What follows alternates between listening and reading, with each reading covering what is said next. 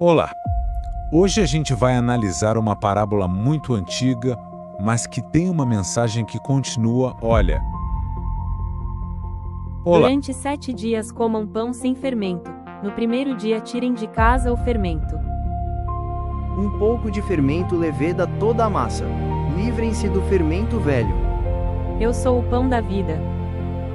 O grande problema é que a coisa nunca começa grande. Ela sempre começa pequena, sabe, quase invisível, como o fermento.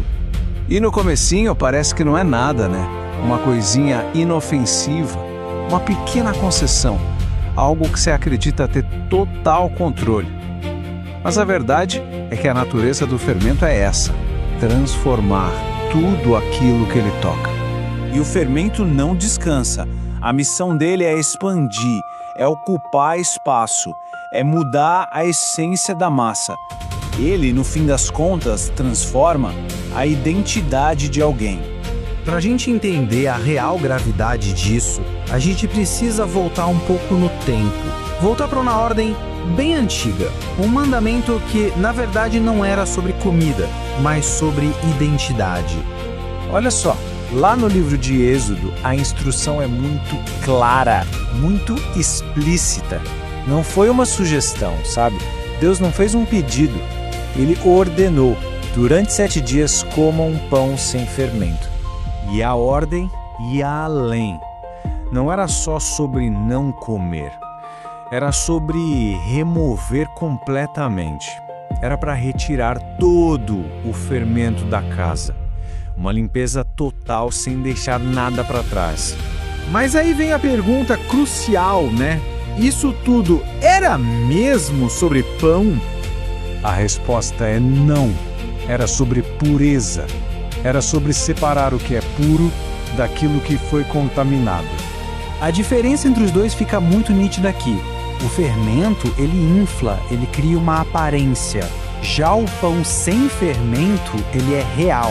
O fermento sempre vem do velho, da massa antiga. O pão sem fermento nasce do novo.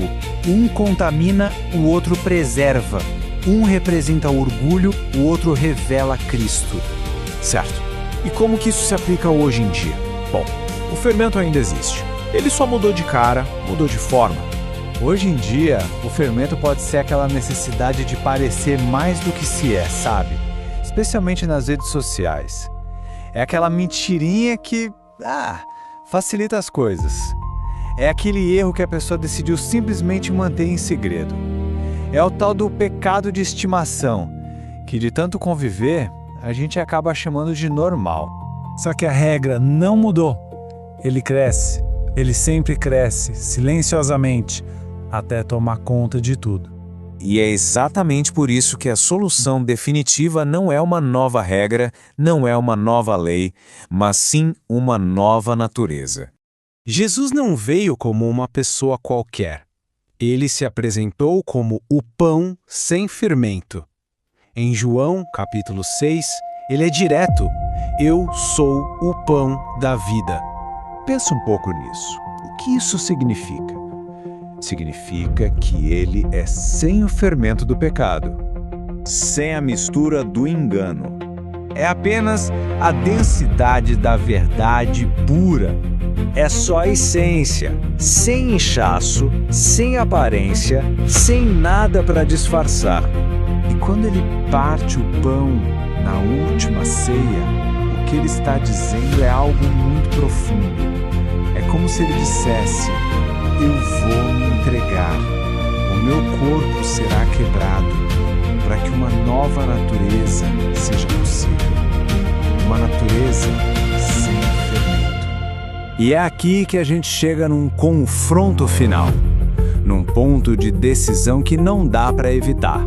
A pergunta que fica no ar é essa: como é que alguém pode querer seguir o pão sem fermento e ao mesmo tempo continuar mantendo o velho fermento na própria vida? A verdade é que os dois não podem coexistir. A instrução bíblica é bem direta, como a gente vê em 1 Coríntios 5:7. Lancem fora o velho fermento. não é para negociar com ele, não é para esconder, muito menos para adiar essa decisão.